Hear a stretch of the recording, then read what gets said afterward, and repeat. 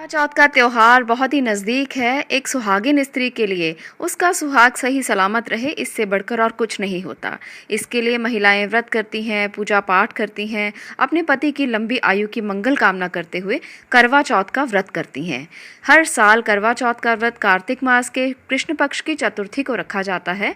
ये जो त्योहार है इस बार 17 अक्टूबर को आने वाला है, तो सब लोग तैयारियों में जुटे होंगे। सब महिलाएं तो बहुत ज़्यादा तैयारियों में जुट जाती हैं करवा चौथ की, क्योंकि ये उनके लिए सबसे बड़ा अवसर होता है सजने संवरने का भी, और इसके लिए अपने पति को याद करने का भी, उनकी लंबी उम्र के लिए प्रार्थना करने का भी। तो बहुत सारे रिचुअल्स रिवाज हमारे इस त्यौहार के साथ जुड़े हुए हैं।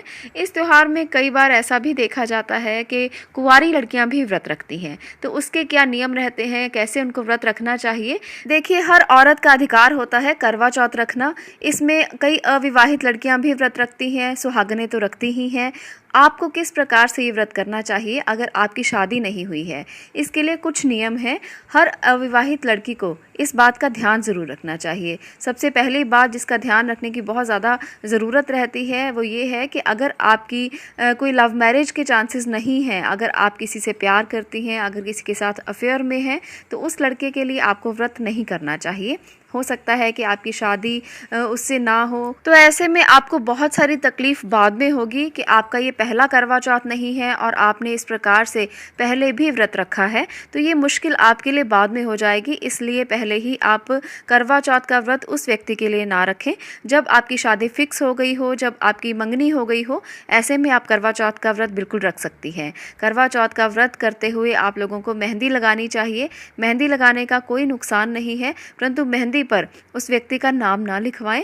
आप नॉर्मल जैसे मेहंदी लगाते हैं उसी प्रकार से मेहंदी लगा सकते हैं। और इसके साथ साथ कुंवारी कन्याओं को किसी भी तरह से निर्जला व्रत रखने की कोई बाध्यता नहीं होती। निर्जला व्रत अगर आप नहीं रख सकती तो ना रखें। वैसे भी निर्जला व्रत कुंवारी कन्याओं को नहीं रखना चाहिए। ऐसे में आप किसी भी प्रकार की लिक्विड डाइट्स ले सकती हैं, लिक्विड पी सकती हैं, दूध पी सकती हैं, पानी पी सकती हैं, जूस ले सकती हैं। कुंवारी लड़कियों को निराहार रहकर करवा चौथ रखना नहीं चाहिए। उन्हें निर्जल व्रत रखने की कोई ज़रूरत नहीं होती। उन्हें शादी के बाद निर्जल व्रत शुरू करना चाहिए, क्योंकि बिना शादी के ना ही उन्हें सरगी मिलेगी और ना ही वो बायना निकाल सकेंगी। इसलिए कुंवारी लड़कियों को निराहार रहकर ये व्रत नहीं करना चाहिए। ऐसे में आप सुबह उठें, अपना व्रत का संकल्प लें, जिस प्रकार से भी आप रोज़ाना उठते हैं, और अपना जिस प्रकार से कुछ ना कुछ आप रूटीन के व्रत में करते हैं वैसा ही करिए। आपको निराहार रहने की ज़रूरत नहीं, सरगी खाने की भी ज़रूरत नहीं। आप बस अपना फ्रूट ले सकते हैं, लिक्विड्स ले सकते हैं, नारियल पानी पी सकते हैं, जूस ले सकते हैं। जो भी आपके घर में चीज़ें हैं लिक्विड, आप उनको लीजिए और फलाहार रहकर ये व्रत करिए। और अगली चीज़ जो कुंवारी कन्याओं को ध्यान में रखनी चाहिए वो ये है कि आप इस दिन करवा चौथ माता, भगवान शिव, माता गौरी की पूजा कर सकते हैं। ऐसे में कोई भी रिस्ट्रिक्शन नहीं है। यहाँ पर आप लोग बेझिझक शिव पार्वती की पूजा कर सकते हैं, क्योंकि शिव पार्वती माँ को ये माना जाता है कि विवाह जल्दी हो जाता है जिन लोगों का विवाह नहीं हुआ है। इसलिए अक्सर जब कुंवारी कन्याएँ किसी पंडित के पास जाती हैं या कहीं पर भी जाती हैं शीघ्र विवाह के लिए, तो पंडित अक्सर यही कहते हैं कि आप 16 सोमवार के व्रत करें, शिव भगवान की पूजा करें, पार्वती माँ की पूजा करें। तो इसलिए कुंवारी कन्याओं को इस दिन शिव और पार्वती माँ की पूजा ज़रूर करनी चाहिए। ऐसे में उन्हें अच्छे वर की प्राप्ति होती है। और इसके साथ साथ अगर वो मनचाहे वर की प्राप्ति के लिए भी कामना करती हैं तो वो भी पूरी हो जाती है।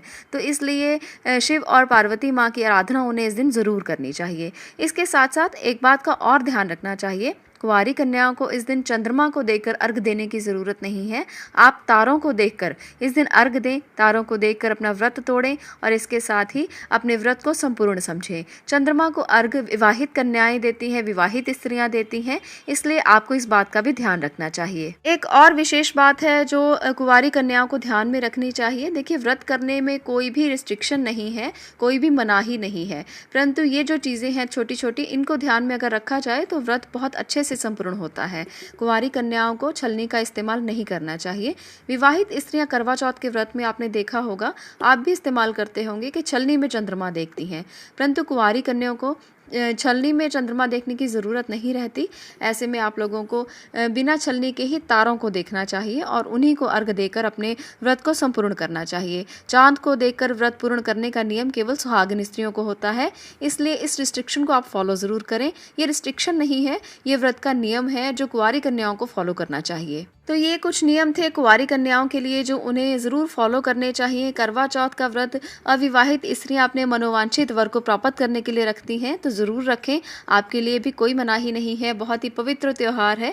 अपने मनपसंद का वर तो हर कोई चाहता है, और हो भी क्यों ना। आजकल का टाइम जो है वो बहुत ही एडवांस हो गया है, काफ़ी मॉडर्न टाइम आ गया है। तो ऐसे में अगर आप व्रत के ज़रिए अपने मनोवांछित वर को प्राप्त कर सकते हैं तो ये आपके लिए बहुत अच्छा है। आप ज़रूर इस व्रत को करें। आज के लिए इतना ही। अगर वीडियो अच्छी लगी हो तो लाइक करें, शेयर करें और चैनल को सब्सक्राइब ज़रूर करें। और ऐसे ही अपनी फ्रेंड्स को, अपने दोस्तों को इसे ज़रूर शेयर करें ताकि वो भी इसी प्रकार से व्रत रख सकें।